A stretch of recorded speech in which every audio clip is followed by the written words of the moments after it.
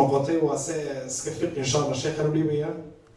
salaada waqti marka shaqada tegayo mar walba dhibaata iga haysata 5 daqiiqo 10 daqiiqo ma ka hor tukan karaa mararka qaarkoodna kama soo bixi kare laba salaadood ma isku dari karaa taatu la mid ah meeshaan ku tukado iska dhib badan iyaan iskaga tukada meel mar gaardaruubaha dharka la iskaga saaro su'aal kale waxay leedahay kitchenka waxaan ku sameeyaa meel gidaar kaga tukada bal arrimaha sheekh salaada waqtigeedii ka hore ma la tukan karo laakiin salaadaha waa la isku dari karaa qaar hadday jirto duruuf iyo safar iyo roob ama jiro ama duruuf kale hadday jirto waa la ogyahay duruuftaas salaadaha la isku dari karo waa duhur iyo casar iyo maqrib iyo cishaa labadaas waa la isku dari karaa si kale ma la isugu dari karo marka hadday duruufku haysato ilaahay kula ogyahay duhurka waxaa u raraysaa casarka waqtiga casarka marka la gaaro laakiin marka hore niyeysanaysaa yaa marka duhur la gaaro waxaa leedahay niyadaadi casarka iskula tukanaya labadaba marka casarka la gaaro ayaad waa adame markaas aqame duhura tukane 4 ragcadood markaas salaamo naqsatida haddana aqame istaagi casar 4 ragcadood tukane maqribkana saas samayn kartaa ama haddaad ogtahay casarka inuu kugu adig yahay casarka soo raray duhurka u soo raray oo jamca taqdiima samayna maqribka cishaana saas isku yihiin allahu aclam jazakallahu khayran jaarkayga oo Soomaaliya buu qofkani leeyahay ciyaalkaygi waa xijaabtaan laakiin iyagu xijaabka necab yihiin markasta erigaas ay ku celceliyaan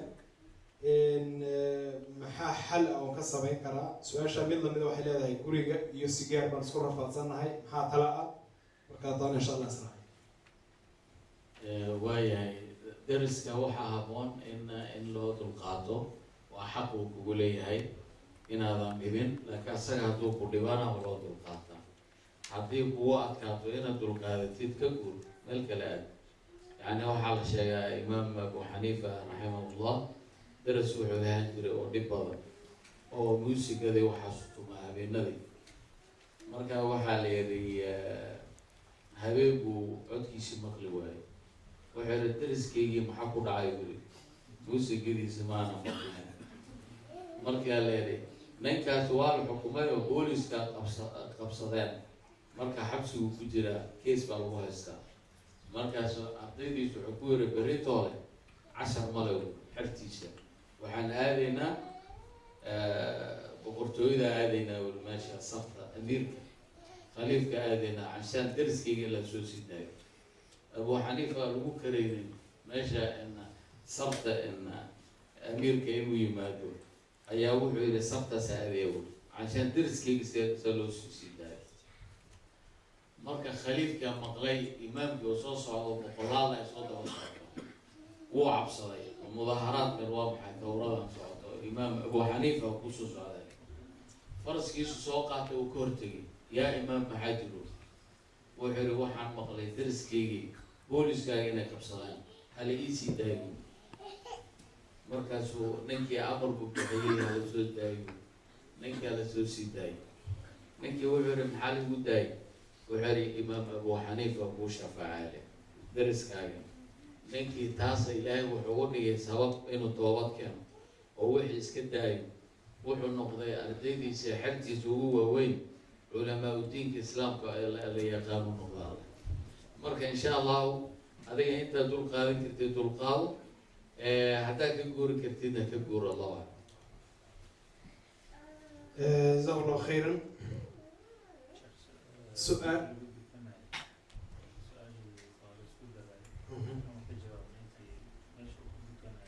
مليل مش هذي ظاهر تعالوا تذكر لها لا ممنوعي ودرتو مش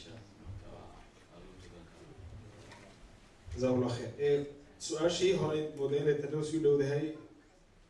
qof inaan Yurub soo galiyo $20,000 iyo $30,000 mararka qaarkood laga qaato arrinta xukunkeedu muxuu yahay buu yiri waxa kaloo su'aal kala daba socota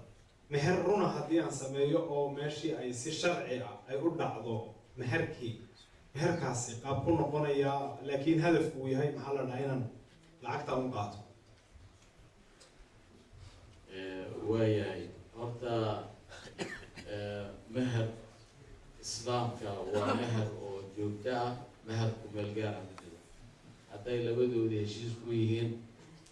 meher dan uu gaaraya ama waqti gaaban hadduu yahay waaba baatilba min awali, waa baabka mutacadu galaa kaas. waa meher kumeel gaara waqti iyo dan ku xiran ma soconayso. laakiin hadduu isaga og yahay gabadhiina laga qariyey oo dadka heshiis ku ahayn, isagay u qarsoon tahay, wasirgeedii dembigeeda saa iskale ilaaha la xukuntamaayo. laakiin shareecad ahaan axkaamta hadday sax tahay guurkaas sax baa loo qaadanaya. laakiin hadday ayaga labadooda ay ku heshiiyaan, marka guurka maba ahaba waa mutcawa, ma banaano. marka tii hore lacagta tii aan sheegaya bilowgii ubaan ku daraya tana maba. jazakum allah khair. su-aashan gabadh baa soo weydiisay, waxay tidhi waxaad shalay muxaadaradii la sheegay gabadha muslimadii haddii aynan xaas lahayn inay diinteeda wax badan ka dhiman yihiin. arrintaasi sidee bay yani maxaa say wax iga dhinaanayaan, yani cibaadadeeda say wax uga dhinaanayaan? su-aashan waxaa daba socota ciyaal yaryar halka haddaan keenay ku qaangaadhaan oo hadhow ay iska baaba-aan, xukunkoogu iyo dembigoogu iyo raacaya. waxaa la sheegay dad badan oo culimada islaamka ka mid ah sida ibnu taymiya, alimaam ibnu taymiya, in uusan weligiis guursanin. culimo aada u badan ay jirto noocaasi ah oo cilmiga u adeegayay oo dhinacaasay ka doorteen. marka haddayna ka ahayn qofka sunnada nebiga sal slam in uu ka jeesanayo ama inuu iskala weyn yahay ama inuu leeyahay ma fiicna camal ragbatan can sunna, taas hadday tahay waxaa la yidhi waa